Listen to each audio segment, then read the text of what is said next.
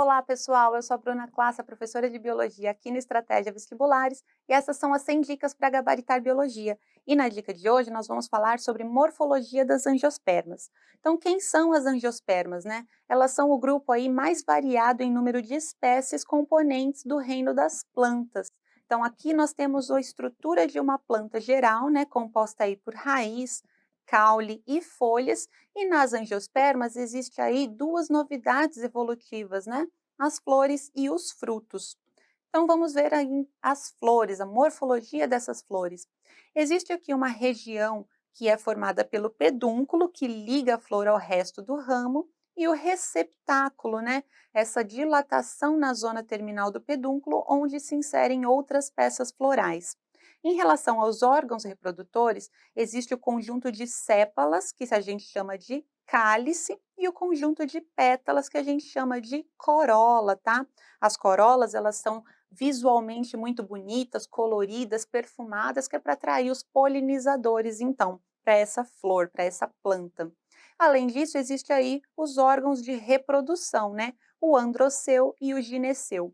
O androceu consiste aqui no sistema reprodutor masculino, que está aqui no destaque, né, composto então por um filete, e uma antera. A antera é a região onde se produz o pólen, e o gineceu aqui é o sistema reprodutor feminino, composto então pelo ovário e pelos óvulos, pelo estigma e pelo estilete.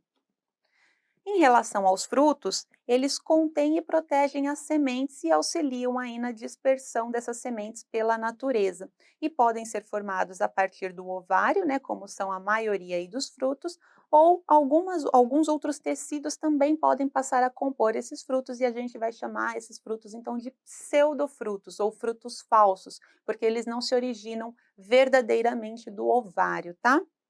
Os frutos podem ser do tipo carnoso, seco, pseudofrutos ou pseudofrutos simples ou múltiplos, tá? E em relação ainda às angiospermas, nós costumamos dividi-las aí em monocotiledôneas e eudicotiledôneas. São exemplos de monocotiledôneas as orquídeas, as gramíneas, as palmeiras, e eudicotiledôneas quase toda a maioria aí de plantas angiospermas que existe na natureza, então a maioria das árvores, arbustos e herbáceas, tá?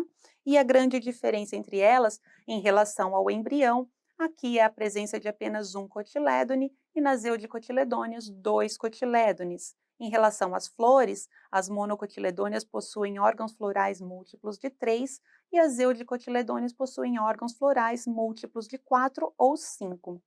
As nervuras foliares de monocotiledôneas são paralelas e de eudicotiledôneas são ramificadas, e a raiz das monocotiledôneas é fasciculada ou cabeleira, enquanto a raiz das eudicotiledôneas é pivotante, composta por uma raiz principal e várias raízes secundárias. Por fim, o tecido vascular do caule das monocotiledôneas é disperso, enquanto das eudicotiledôneas é organizado em anel. Bom, pessoal, essa foi a dica de hoje sobre as angiospermas, morfologia e novidades evolutivas. Se você gostou, curta e compartilhe. A gente se vê na próxima dica de biologia. Tchau, tchau!